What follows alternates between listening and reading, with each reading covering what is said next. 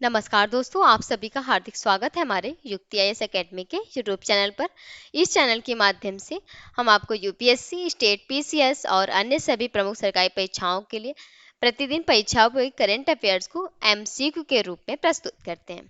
हमारा उद्देश्य है कि आपकी सिविल सेवा एवं अन्य प्रतियोगी परीक्षाओं की तैयारी और भी सरल, प्रभावी व लक्ष्य केंद्रित बन सके। तो इसी के साथ शुरू करते हैं अपने 2 अप्रैल के सवाल से। देखते हैं। तो सवाल था हमारा कि ओडिशा स्थापना दिवस, उत्कल दिवस कब मनाया जाता है। तो पहली बात तो ओडिशा स्थापना दिवस को उत्कल दिवस भी बोलते हैं। ये 4 विकल्प दिए इसमें: 26 जनवरी, 1 अप्रैल, 15 अगस्त, 2 अक्टूबर, जिनमें से सही विकल्प हो जाएगा 1 अप्रैल को। ओडिशा स्थापना दिवस, जिसे उत्कल दिवस के रूप में भी जाना जाता है, और ये हर साल 1 अप्रैल को मनाया जाता है। यह दिवस, जो कि 1 अप्रैल 1936 को भाषा के आधार पर अलग प्रांत के रूप में ओडिशा के गठन की याद में मनाया जाता है, जिसमें ओडिया भाषा और संस्कृति के गौरव के रूप में मनाया जाता है इस दिन को। अगला प्रश्न देखते हैं। तो अगला प्रश्न है आज का कि जो कि भारत में हाल ही में चर्चा में रहा भावसागर केंद्र किस उद्देश्य से स्थापित किया जा रहा है। तो क्या स्थापित किया गया है। तो 4 विकल्प दिए इसमें। इनमें से अंतरिक्ष अनुसंधान को बढ़ावा देने के लिए, गहरे समुद्र की जैव विविधता के संरक्षण और अध्ययन के लिए, कृषि उत्पादन बढ़ाने के लिए, या जलवायु परिवर्तन की भविष्यवाणी करने के लिए। तो हाल ही की बात है, ये किया गया गहरे समुद्र की जैव विविधता संरक्षण और अध्ययन के लिए। सही विकल्प हो जाएगा।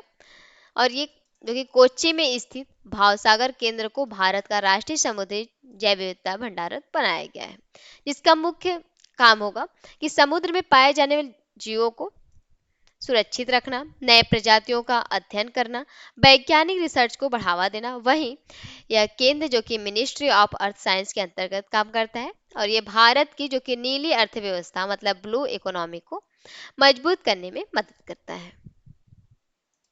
अगला प्रश्न है कि हाल ही में चर्चा में रही अमरावती क्वांटम वैली परियोजना का मुख्य उद्देश्य क्या है।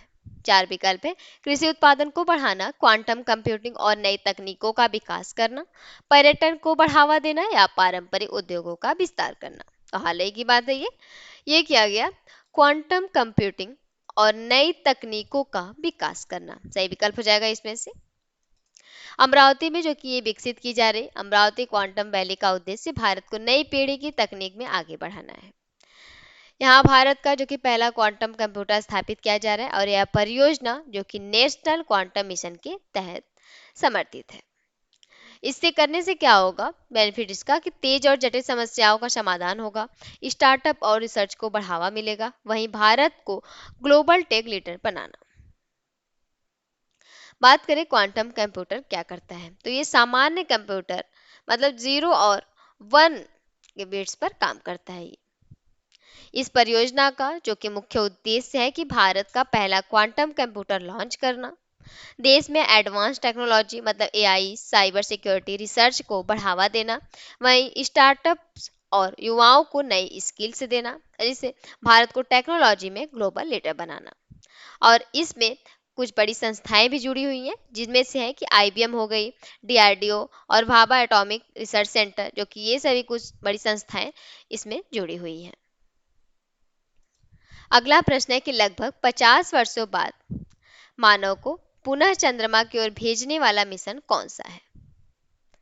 4 विकल्प है: चंद्रयान 3, आर्टेमिस 2, अपोलो 11, या गगनयान। तो सही विकल्प हो जाएगा इसमें से आर्टेमिस 2।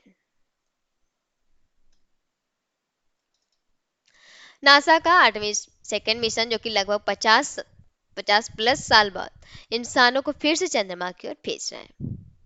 यह मिशन करेगा क्या कि इसमें 4 अंतरिक्ष यात्री जा पाएंगे।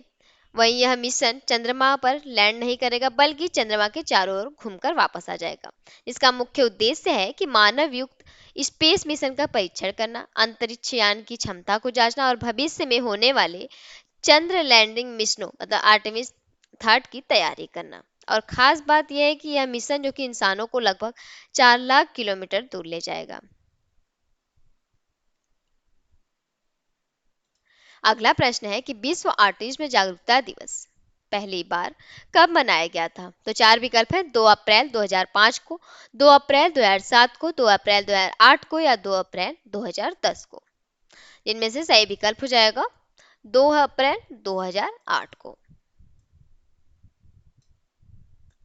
संयुक्त राष्ट्र द्वारा जो कि इस दिवस की घोषणा की गई थी 2007 में, और लेकिन इसे पहली बार 2 अप्रैल 2008 को मनाया गया था। हर साल की जैसे इस साल जो कि इस साल की विधि एक खास थीम रखी होती है, इसमें हर साल कोई ना कोई खास थीम रखी जाती है। तो इस साल की थीम थी जो कि इस वर्ष का मुख्य संदेश बताती है कि 2026 की थीम है ऑटिज्म और मानवता, हर जीवन का मूल्य है। मतलब कि हर व्यक्ति महत्वपूर्ण है, चाहे वो ऑटिज्म से प्रभावित हो या नहीं। ऑटिज्म वाले लोग को भी सम्मान, अवसर, समर्थन मिलना चाहिए। वहीं समाज में भेदभाव खत्म करने पर जोर दिया जाता है इसमें। वहीं ऑटिज्म को समझना क्यों जरूरी है, आखिरकार ये बात आती है। तो यह एक जो कि न्यूरोलॉजिकल स्थिति है जो कि दिमाग के विकास से जुड़ी होती है, और बच्चे इसके लक्षण जो कि अलग अलग हो सकते हैं बच्चों में। जैसे समय पर पहचान करने से बेहतर सुधार संभव हो सकता है। और इस दिवस का महत्व है कि लोगों में जागरूकता बढ़ाना, माता पिता को सही जानकारी देना और ऑटिज्म से जुड़े लोगों को जो कि समाज में सम्मानजनक स्थान दिलाना। अगला प्रश्न है कि हाल ही में भारत के नए उप सेना प्रमुख, vice chief of army staff English में बोलते हैं उपसेना प्रमुख को, के रूप में किसने पदभार ग्रहण किया? चार विकल्प है: मनोज पांडे, धीरज सेठ, अनिल चौहान या संदीप जैन। सही विकल्प हो जाएगा धीरज सेठ। यह है धीरज सेठ जो कि धीरज सेठ ने जो कि हाल ही में भारत के नए उपसेना प्रमुख का पद संभाला है, और उन्होंने लगभग 40 वर्षों तक सेना में सेवा दी है। जम्मू कश्मीर में जो कि आतंकवाद विरोधी अभियानों का अनुभव इन्हें सुदर्शन अभी है, और वही सुदर्शन चक्र कोर की कमान संभाल चुके हैं ये। और ये पहले जो कि दक्षिणी कमान के प्रमुख जियोसी इन सी भी रह चुके हैं। अगला प्रश्न है कि हाल ही में कोस्टा रिका द्वारा लॉन्च किया गया आईसीपी ऐप का मुख्य उद्देश्य क्या है? तो चार विकल्प है: वन्य जीवों का शिकार बढ़ाना, जहरीले और गैर जहरीले सांपों की पहचान करना, केवल सांपों की फोटो संग्रह करना या कृषि उत्पादन बढ़ाना। तो जिनमें से सही विकल्प हो जाएगा इस ऐप का मेन उद्देश्य है कि जहरीले और गैर जहरीले सांपों की पहचान करना। और आईसीपी की बात करें तो यह एक जो कि स्मार्ट टूल है जिसका मुख्य काम है कि जहरीले सांपों की पहचान करना, गहरीले जो कि जहरीले और वहीं गैर जहरीले सांपों से तुलना दिखाना, सही और वैज्ञानिक जानकारी देना, सांप के काटने पर प्राथमिक उपचार बताना, क्योंकि ये सभी इस ऐप के मुख्य काम है। आखिरकार ये ऐप क्यों जरूरी है? आखिरकार ये ऐप क्यों जरूरी है? तो इससे क्या है कि लोग अक्सर सांपों को गलत पहचान लेते हैं और डर के कारण क्योंकि निर्दोष सांपों को मार दिया जाता है। इस ऐप से क्या है कि यह ऐप सही जानकारी देकर पैनिक कम करता है। वहीं कुछ और खासियत देखिए इसकी, तो यूजर लोकेशन रिकॉर्ड कर सकते हैं इससे इससे मेडिकल टीम को मदद मिलती है। वहीं एंटीवेशन मतलब जो कि विषरोधी से जुड़ी जानकारी भी मिल जाती है इस ऐप के जरिए। तो ये सभी कुछ खासियत थी इस ऐप की। अगला प्रश्न देखते हैं। अगला प्रश्न है कि हाल ही में पारित जन विश्वास संशोधक विधेयक 2026 का मुख्य उद्देश्य क्या है? चार विकल्प है: नए आपराधिक कानूनों को जोड़ना, छोटे अपराधों को समाप्त कर दंड को सरल बनाना, कर दरों में वृद्धि करना या रक्षा बजट बढ़ाना। जिनमें से सही विकल्प हो जाएगा छोटे अपराधों को समाप्त कर दंड को सरल बनाना। ये इसका सही विकल्प हो जाएगा।